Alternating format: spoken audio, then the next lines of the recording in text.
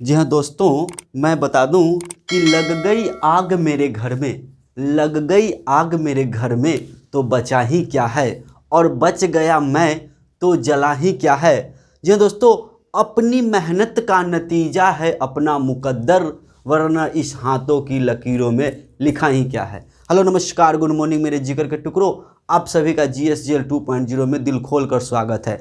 आए मेरे दोस्त, आज का जो मेरा यह टॉपिक है, यहाँ बोर्ड पे ध्यान दीजिएगा। आज का जो यह टॉपिक है जो 2023 में एक बहुत ही महत्वपूर्ण रिपोर्ट आया है, और यह रिपोर्ट मूल रूप से इकोनॉमिक्स का यानी अर्थशास्त्र का यह रिपोर्ट है, और इस रिपोर्ट को हम लोग बहुत ही कम समय में समझने का कोशिश करेंगे। यह रिपोर्ट है ऑक्सफैम एक रिपोर्ट जारी करती है। इसके अनुसार जो है, जी हाँ दोस्तों, इसके अनुसार भारत के सबसे अमीर 1% लोगों के पास, जी हाँ दोस्तों, भारत के जो सबसे अमीर 1% लोग हैं उनके पास कुल भारत की संपत्ति का 40% से भी अधिक धन है।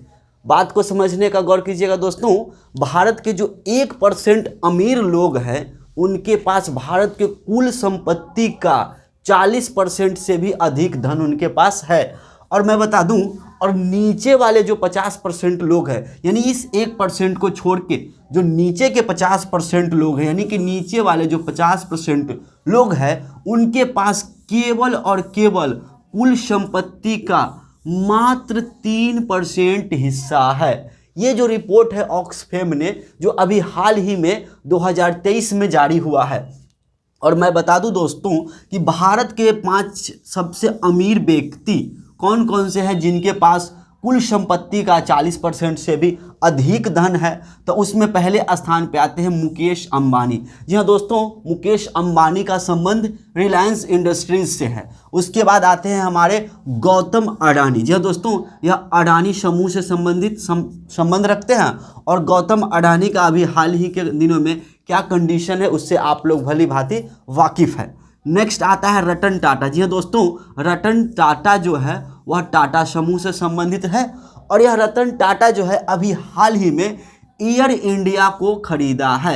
यानी कि जो एयर इंडिया जो फ्लाइट्स, जो एयर इंडिया की फ्लाइट्स है, वह सारे फ्लाइट्स को रतन टाटा ने खरीद लिया, यानी टाटा समूह ने खरीद लिया। नेक्स्ट है आनंद महिंद्रा। जी हाँ दोस्तों, महिंद्रा एंड महिंद्रा ग्रुप इनकी कंपनी है, आनंद महिंद्रा। और एक और सबसे इंपॉर्टेंट मैं बता दूं, आधार पूनेवाला। जी हाँ दोस्तों, ये आधार पूनेवाले एक ऐसे शख्स हैं जो सीरम इंस्टीट्यूट ऑफ इंडिया, जी हाँ दोस्तों, सीरम इंस्टीट्यूट ऑफ इंडिया के यहाँ मालिक है। और मैं आपको बता दूं, पिछले 1-2 साल के अंदर में, यानी कोरोना के बाद इनकी संपत्ति में इतनी ज़्यादा वृद्धि हुई है, आप सोच नहीं सकते हैं।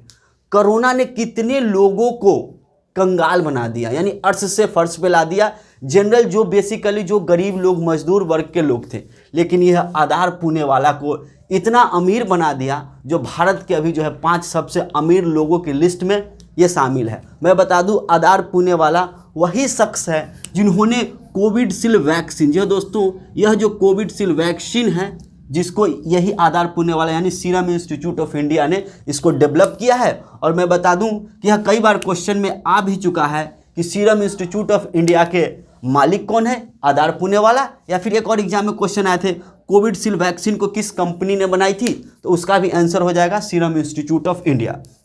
मैं बता दूं दोस्तों, वर्तमान में IMF भी एक रिपोर्ट जारी किया है। वर्तमान में IMF भी एक रिपोर्ट जारी किया है 2023 में, जिसके अनुसार प्रति व्यक्ति GDP, दोस्तों GDP कहने का मतलब मेरा है, जैसे GDP निकालने का एक फॉर्मूला होता है, जैसे कुल जो कोई भी देश है उसके कुल आबादी को, वहाँ के जो पूरे साल में जो कितना इनकम हो रहा है उससे भाग देते हैं तो GDP निकलता है, जिसे हम लोग प्रति व्यक्ति आय भी बोलते हैं। तो प्रति व्यक्ति आय यानी GDP के अनुसार दुनिया के, जी दोस्तों, दुनिया के सबसे अमीर देश की अगर बात की जाए, दुनिया के सबसे अमीर देश की बात की जाए तो यह लक्जमबर्ग है। यानी कि GDP के मामले में दुनिया के सबसे अमीर देश लक्जमबर्ग है। अगर लक्जमबर्ग की कैपिटल की बात करें तो इसका जो कैपिटल है वह लक्जमबर्ग ही है। और वर्तमान में अगर लक्जमबर्ग मैं आपको बता दूं कि यह यूरोप महादेश में स्थित है। जी हाँ दोस्तों, लक्जमबर्ग जो है यूरोप महादेश में स्थित है और यह प्रति व्यक्ति आय के मामले में अमेरिका, जी हाँ दोस्तों, अमेरिका का स्थान जो है 10वां है। अब आपके मन में क्वेश्चन आ रहा होगा कि ये लक्जमबर्ग बता रहे हैं, आप अमेरिका का भी बता रहे हैं, लेकिन अपना भारत का स्थान कितना है? तो मैं बता दूं दोस्तों, भारत का जो स्थान है इस प्रति व्यक्ति आय के मामले में वह 144वां है। और आपके मन में क्वेश्चन आ रहा होगा कि अगर 144वां भारत का स्थान है तो कुल कितने देश का सर्वे किया गया होगा? तो इसमें कुल जो है 195 यानी कि 195 194 देशों की जीडीपी के मामले में भारत का स्थान 144वां है और प्रथम स्थान पे लक्जमबर्ग आते हैं। यह भी क्वेश्चन अभी हाल ही के एग्जामों में पूछे गए हैं। अगर मैं बता दूं दोस्तों, वैसे तो जीडीपी यानी कि जीडीपी के मामले में विश्व की सबसे बड़ी 5वीं, ये दोस्तों यह भी क्वेश्चन हमारे लिए बहुत इंपॉर्टेंट हो जाते हैं। यानी भारत जो है अभी हाल ही में ब्रिटेन को पीछे छोड़कर विश्व की 5वीं सबसे बड़ी अर्थव्यवस्था वाली देश बनी है। और आप जानते ही हैं कि जनसंख्या के मामले में पूरे विश्व में भारत का स्थान दूसरा है और आने वाले जनगणना में देखिए क्या होता है, सबसे बड़ी अर्थव्यवस्था भी ब्रिटेन को छोड़ के बनी है भारत। अब मैं बता दूं, अभी मैं डिस्कस कर रहा हूं केवल और केवल अमीर लोगों को या अमीर देश की सूची के। तो आपके मन में प्रश्न आ रहा होगा कि अच्छा सर, कोई ऐसा भी देश है पूरी दुनिया में, विश्व में, जो सबसे गरीब है? तो जी हाँ दोस्तों, सबसे गरीब देश की अगर मैं बात करूं तो उस देश का नाम है हैती। यहाँ दोस्तों, उस देश का नाम है हैती और इस हैती की राजधानी पोर्ट ओ प्रिंस। जी हाँ दोस्तों, हैती देश की राजधानी क्या है? पोर्ट ओ प्रिंस। अब आपको न तो हैती समझ में आई न पोर्ट ऑफ प्रिंस समझ में आए, तो आप मोटा मोटी यह समझ लीजिए जो है हैती जो देश है वह उत्तरी अमेरिका महादेश में, जी हाँ दोस्तों, उत्तरी अमेरिका महादेश का यह एक देश है हैती। और मैं बता दूं, कुछ ऐसे समितियां हैं, जी दोस्तों, कुछ ऐसे समिति है जो हमारे एग्जाम के पॉइंट ऑफ व्यू से काफ़ी महत्वपूर्ण हो जाते हैं, जिसमें से सुरेश तेंदुलकर समिति, यह इकोनॉमिक्स का एक संबंधित है, और एक रंगाराजन समिति। जी दोस्तों, रंगाराजन समिति, ये दोनों का संबंध गरीबी रेखा के निर्धारण से है। यानी गरीबी से जो संबंधित है, एक सुरेश तेंदुलकर समिति और दूसरा रंगाराजन समिति। नेक्स्ट और आखिरी टॉपिक्स है मेरा अभी का, गरीबी का दुष्चक्र। जी हाँ दोस्तों, गरीबी का दुष्चक्र नार्कसे ने दिया है।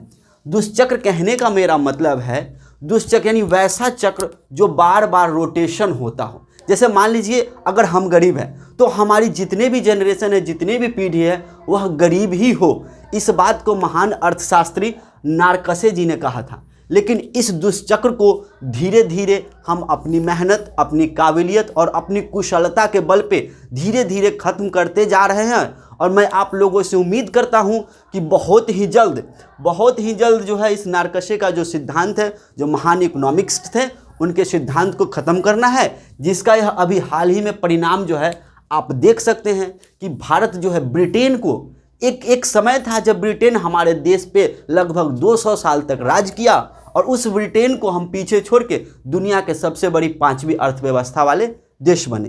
तो दोस्तों, मैं उम्मीद करता हूं कि आज की यह जानकारी जो इकोनॉमिक्स से संबंधित था आप लोगों को पसंद आया होगा। अगर आपको यह पसंद जानकारी आई है तो आप लोग जरूर से जरूर इस वीडियो पर लाइक और कमेंट करना मत भूलें। तब तक के लिए थैंक यू, जय हिंद।